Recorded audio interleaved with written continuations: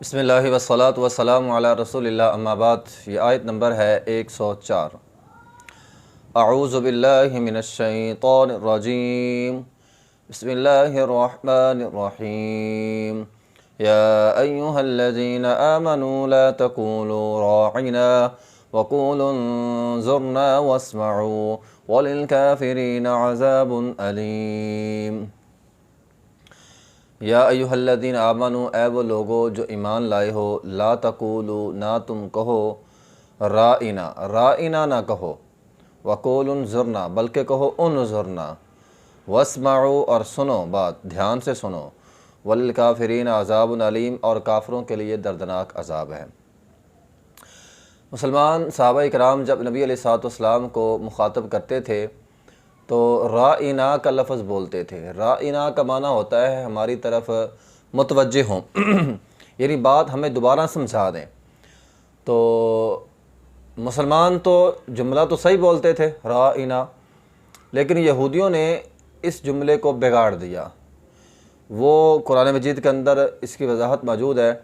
اللہ رب العزت فرماتے ہیں من الذین ھادوا یحرفون الکلم عن مواضعہ، جو اصل جملہ تھا اس اصل جملے سے ہٹا کر، رائنا سے ہٹا کر جملہ انہوں نے بدل کر بولا۔ وَيَقُولُونَ سَمِعْنَا وَعَصَيْنَا وَاسْمَعْ غَيْرَ مُسْمَعٍ وَرَاعِنَا لَجًّا بِأَلْسِنَتِهِمْ، تو جب وہ رائنا بولتے تھے تو لَجًّا بِأَلْسِنَتِهِمْ، اپنی زبانوں کو موڑ دیتے تھے، وَطَعْنًا فِي الدِّينِ، اور دین کے اندر طعن کرتے تھے۔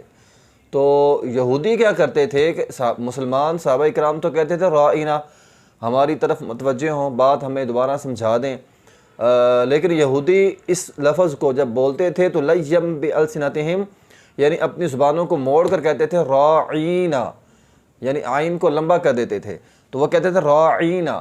اب رائنا کا معنی ہوتا ہے ہماری طرف متوجہ ہوں، اور راعینا کا معنی ہوتا ہے اے ہمارے چرواہے۔ تو نعوذ باللہ نبی علیہ الصلوۃ والسلام کو چرواہا کہتے تھے، یا پھر وہ کہتے تھے راعنن۔ اگر رائنن ہو لفظ، اس کا معنی ہوتا ہے احمق، تو نعوذ باللہ یا تو وہ نبی علیہ الصلوۃ والسلام کو احمق کہتے تھے نعوذ باللہ، یا چرواہا کہتے تھے۔ تو اللہ تعالیٰ نے مسلمانوں کو اس لفظ سے بھی روک دیا، فرمایا ایسا جملہ نہ بولو جس سے مخالف جملہ بدل دے۔ اس لیے جب بھی کوئی بات کہنی ہو انظر نہ کہیں، اور ویسے بھی واسمعوا، بات دھیان سے سنیں تاکہ دوبارہ بات سننے کی نوبت ہی پیش نہ آئے۔ تو اس میں ہمارے لیے سبق ہے یہودیوں کے اس فعل میں، اور اللہ تعالیٰ نے اس کو روک دیا۔ انسان کو ایسے الفاظ استعمال نہیں کرنے چاہیے جو متشابہ ہوں یا جن کو بگاڑا جا سکتا ہے۔ بعض اوقات لوگ نام رکھتے ہیں اور ناموں کو بگاڑ دیا جاتا ہے، تو عمومی طور پر بعض نام ایسے ہوتے ہیں جن کا بگاڑنا بہت آسان ہوتا ہے، تو ایسے نام سے گریز کرنا چاہیے، اور ایسے کاموں سے بھی گریز کرنا چاہیے۔ آپ تو کام اچھا کر رہے ہیں، لیکن کوئی آپ کے اس کام کو تھوڑا سا بدل کر اس کو الٹ کر دے، تو ایسے کام سے بھی آدمی کو گریز کرنا چاہیے۔ جس طرح مثال کے طور پر یہودیوں کا تو ویسے شیوا تھا، وہ یہودی جو تھے نا، وہ تو ہر لفظ کو بگاڑتے ہیں۔ معاشرے میں کچھ لوگ ایسے ہوتے ہیں، آپ جو مرضی کر لیں، انہوں نے وہ بگاڑنا ہی ہے، نیا بگاڑ کر ہی لینا ہے۔ تو جس طرح السلام علیکم ورحمۃ اللہ وبرکاتہ یہ کہا جاتا تھا، تو یہودی کہتے تھے السلام علیکم، تو السلام علیکم تم پر موت ہو۔ نبی علیہ الصلوۃ والسلام آگے سے جواب دیتے تھے علیکہ، تم پر بھی ہو۔ تو بہرحال ایسے لفظ استعمال نہیں کرنے چاہیے۔ اس آیت میں ہمارے لیے یہ سبق ہے، یعنی گویا اسلام ہمیں لوگوں کو مخاطب کرنے کی نصیحت بھی کرتا ہے، اور اسی طرح اسلام ہمیں مجلس کے آداب بھی بتلاتا ہے کہ اگر ہم نے کسی جگہ بیٹھنا ہو اور کسی جگہ گفتگو کرنی ہو تو کیسی باتیں ہمیں کرنی چاہیے۔ مثال کے طور پر اس آیت سے ہمیں پتہ چلتا ہے کہ آپ ایسے الفاظ کا چناؤ کریں جو اچھے ہوں، ذو معنی الفاظ، فحش پر مبنی الفاظ، حقارت پر مبنی الفاظ۔ اسی طرح ایسے الفاظ استعمال نہ کریں جو دوسروں کو پسند نہیں ہے، ٹھیک ہے نا۔ تو ایسے الفاظ سے اسلام منع کرتا ہے، اور ایسے الفاظ سے بھی منع کرتا ہے جو الفاظ بظاہر تو اچھے ہوں لیکن سننے والا اس کو بگاڑ کر بیان کرے، تو ایسے الفاظ سے بھی گریز کرنا چاہیے۔ اسی طرح مجلس کے اور بہت سارے آداب ہیں۔ مثال کے طور پر نبی علیہ الصلوۃ والسلام نے فرمایا دو لوگوں کے درمیان گھس کر بیٹھنا یہ منع ہے، گردنیں پھلانگنا یہ منع ہے، اسی طرح نبی علیہ السلام سے ثابت ہے کہ اگر 3 لوگ باتیں کر رہے ہوں 2 لوگ آپس میں سرگوشی نہ کریں، ٹھیک ہے۔ اسی طرح اگر کافی سارے لوگ بھی باتیں کر رہے ہیں تو ایک کو چھوڑ کر سارے الگ ہو کر بات نہ کریں، اس ایک کے دل میں خیال آئے گا کہ پتہ نہیں یہ باتیں میرے بارے میں ہو رہی ہیں۔ ہاں بہت ساری بڑی جماعت ہو، 2 لوگ ایک طرف بیٹھے ہیں 2 لوگ ایک طرف بیٹھے ہیں، پھر ٹھیک ہے، پھر کوئی بات نہیں ہے۔ لیکن اسی طرح اگر 10-12 لوگ بیٹھے ہیں 3-4 لوگ الگ ہو کے بات کر لیں پھر بھی ٹھیک ہے، 3-4 الگ بیٹھے ہیں وہ ان کا کوئی مسئلہ نہیں، ایک کو چھوڑ کر الگ ہو کے بات کرنا یہ بھی جو ہے وہ منع ہے۔ اسی طرح نبی علیہ السلام نے فرمایا مجلس لگی ہو، لوگ بیٹھے ہوں، ان کے درمیان میں آ کر بیٹھنا منع ہے، یہ بھی حدیث میں آیا ہے۔ تو نبی علیہ السلام نے فرمایا وہ مجلس سب سے بہترین ہے، خیر المجالس اوسعها، جو وسیع ہو۔ تو مجلس انسان کو کھلی لگانی چاہیے تاکہ بیٹھنے والے کو، آنے والے کو اور بیٹھنے والے کو آسانی ہو۔ اسی طرح نبی علیہ السلام نے فرمایا وہ مجلس جس میں اللہ کا ذکر نہ ہو، نبی علیہ السلام پہ درود نہ ہو، ایسی مجلس کل قیامت کے دن انسان کے لیے افسوس کا باعث ہوگی۔ انسان کہے گا وَكُنَّا نَخُوضُ مَعَ الْخَائِضِينَ، میں تو فضول گپے مارنے والوں کے ساتھ بیٹھا رہا اور آج میں جہنم کے اندر آ گیا ہوں۔ اسی طرح ایسی مجلس باعث افسوس ہوگی جس میں اللہ کا ذکر نہ کیا جائے۔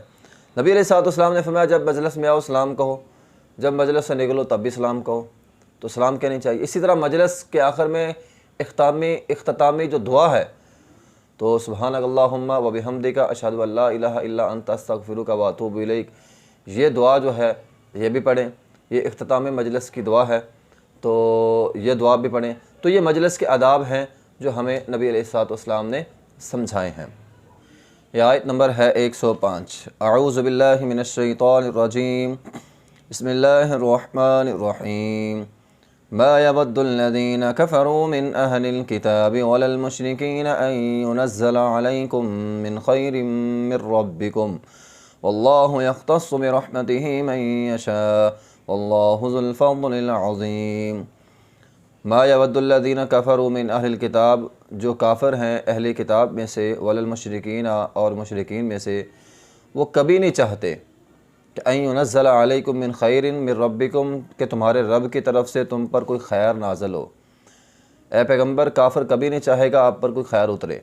واللہ یختص برحمتہ من یشاء، اللہ خاص کرتا اپنی رحمت کو جس پر چاہتا ہے۔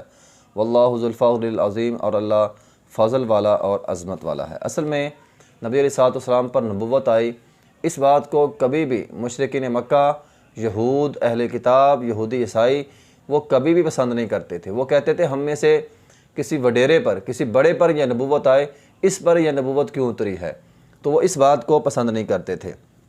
مشرکین مکہ کہتے تھے ابو لہب، ابو جہل اینڈ کمپنی ان کو ملتی یا ان کے اولادوں کو ملتی۔ جس طرح ہمارے ہاں بھی کلچر ہے، سردار کا بیٹا ہی سردار بنتا ہے، عام غریب بندہ اگر اوپر اٹھائے تو کوئی برداشت نہیں کرتا۔ تو نبی علیہ السلام پر نبوت کا آنا ان لوگوں کو برداشت نہیں ہو رہا تھا۔ یہودی کہتے تھے ہم تو اعلیٰ نسل کے لوگ ہیں، ہم میں سے کوئی جو ہے وہ پیغمبر بنتا۔ مشرکین مکہ کہتے تھے یہ جو ہم موجودہ سردار ہیں نا، حالانکہ نبی علیہ السلام کا خاندان بھی سرداران خاندان تھا، لیکن وہ کہتے تھے ہم موجودہ سرداروں میں سے کو بنے، یہ یتیم کا بچہ ہے، یہ کیوں بن گیا؟ تو اس طرح کی وہ اعتراضات جو ہے وہ کرتے تھے۔ بہرحال یہ ان کے اعتراض ہیں۔ اللہ رب العزت جو ہے وہ جب بھی نبوت اتارتا ہے یا پیغمبری کسی کو دیتا ہے، عبداللہ بن مسعود رضی اللہ تعالیٰ عنہ فرماتے ہیں کہ اللہ رب العزت نے، نبی علیہ السلام نے فرمایا اللہ تعالیٰ نے زمین والوں پہ جھانکا ہے اور جو اللہ تعالیٰ کو دل سب سے بہترین لگا اس دل کا انتخاب کیا اللہ تعالیٰ نے آخری زمان پیغمبر کے لیے۔ تو نبی علیہ السلام کا دل پوری کائنات کی لوگوں میں سب سے بہترین دل تھا جس پر اللہ تعالیٰ نے نبوت جو ہے وہ اتاری۔ تو یہ ان کا جو اعتراض تھا نا، یہ ایسے فضول ہی تھا۔ تو اللہ رب العزت نے فرمایا بھی اللہ نے تم سے پوچھ کر تو نبوت نہیں دینی کسی کو، واللہ یختص برحمتہ من یشاء، اللہ کا فضل ہے، اللہ جس پر چاہے اپنا فضل جو ہے وہ اتار دے۔ تمہیں کوئی مسئلہ ہے؟ اللہ کا فضل ہے، اللہ جس پر مرضی نازل کرے۔ ہمارے ہاں بھی ایسا ہوتا ہے بعض اوقات، اگر کسی کو کوئی نعمت مل جائے نا، لوگ جلتے رہتے، یہ نعمت اس کو کیوں مل گئی، یہ نعمت اس کو کیوں مل گئی۔ دو بھائیوں میں سے اگر ایک کو کوئی نعمت مل جائے دوسرا بھائی جلتا رہتا ہے۔ اچھا ہمارے ہاں لوگ یہ تو جلتے ہیں کہ یہ اس کو کیوں مل گیا، تھوڑا سا عقل استعمال نہیں کرتے، غور نہیں کرتے کہ یہ نعمت مجھے کیوں نہیں ملی، مجھے بھی مل سکتی تھی، کیوں نہیں ملی۔ انسان اپنی کمیاں، اپنی کوتاہیاں اس پر غور نہیں کرتا، لیکن اعتراض دوسروں پہ کر دیتا ہے، یا اللہ تعالیٰ کی ذات پہ اعتراض کرتا ہے، غلط سوچ لیتا ہے، اللہ نے مجھے کیوں نہیں دیا۔ یا باپ اگر کسی بیٹے کو کچھ خوش ہو کر دے دے، بھی ایک بیٹا ہے وہ خدمت کرتا ہے، دل کا صاف ہے، اچھے کام کرتا ہے، اگر باپ اسے دے دے، دوسرا جو ہے وہ بھائی جو ہے وہ جناب وہ پریشان ہو جاتا ہے، اس کو یہ کیوں مل گیا، مجھے کیوں نہیں ملا، ٹھیک ہے نا۔ تو انسان کو اپنی کمیاں، اپنی کوتاہیاں، اپنے گناہ، ان پر نظر ڈالنی چاہیے۔ یہ بھی ممکن ہے تو نے کسی پر زیادتی کی ہو، ظلم کیا ہو، اس کی بددعا کی وجہ سے تو خیر سے محروم ہو گیا ہے، تو انسان کو اپنے اندر وجوہات تلاش کرنی چاہیے کہ کس وجہ سے مجھے یہ نعمت نہیں ملی۔ تو بہرحال لیکن ساری نعمتوں میں سے جو نبوت والا معاملہ ہے نا، یہ تو اللہ تعالیٰ اپنی خاص فضل سے عطا کرتا ہے۔ نبوت ایسی چیز ہے جو محنت سے حاصل نہیں ہوتی۔ ایک بندہ جتنی مرضی محنت کر لے اس کو نبوت نہیں ملے گی۔ نبوت اللہ تعالیٰ کا خاص فضل ہے، اور اللہ تعالیٰ جس پر چاہتے ہیں واللہ یختص، یہ خاص فضل اللہ تعالیٰ کا ہے۔ اللہ جس پر چاہتے ہیں اپنا یہ فضل جو ہے وہ اتار دیتے ہیں۔ اور آج بھی آپ دیکھ لیں مسلمانوں پر خیر کافروں کو کبھی ہضم نہیں ہوتی، اس دور میں بھی ہضم نہیں ہوئی تھی، آج بھی ہضم نہیں ہوتی، ٹھیک ہے نا۔ تو خیر مسلمانوں کو کبھی بھی کافروں کو ہضم نہیں ہوتی۔ تو بہرحال اللہ تعالیٰ فرماتے ہیں اللہ یختص برحمتہ من یشاء، یہ میری رحمت ہے، میں جس پر چاہتا ہوں نازل کرتا ہوں۔ اللہ کی رحمت بڑی وسیع ہے، جس پر اللہ انسان کو جس حال پہ رہے، انسان کو اس حال پہ راضی رہنا چاہیے۔ رضیت باللہ ربا، اگر آپ اس کلیے پر راضی ہو جائیں، اللہ آپ کو وہ دے گا آپ سوچ بھی نہیں سکتے۔ تو رضیت باللہ ربا، اللہ نے آپ کو جس حال میں رکھا ہے آپ اس حال میں راضی ہو جائیں۔ سچی بات ہے، رضیت باللہ ربا وبالاسلام دینا وبمحمد نبیّ، یہ ایسی دعا ہے، اس کی بہت ساری فضائل موجود ہیں، بہت سارے موجود ہیں۔ آپ اس دعا کو اپنا حصہ بنا لیں عملی طور پر بھی، کہ اللہ آپ کو جس حال میں رکھے آپ نے اس حال پہ راضی رہنا ہے۔ آپ کا کام ہے بس یہ کام کرنا، پھر اللہ کی طرف سے رحمتیں، اللہ کا فضل وہ آپ پھر دیکھیں گا۔ اس لیے اللہ انسان کو جس حال پہ رکھے انسان کو اس حال پہ راضی رہنا چاہیے، اور حسد کرنے کے بجائے، جلنے کی بجائے انسان اپنی کمیاں، اپنی کوتاہیاں جو ہیں اس کو تلاش کرے۔ وآخر دعوانا الحمدللہ رب العالمین۔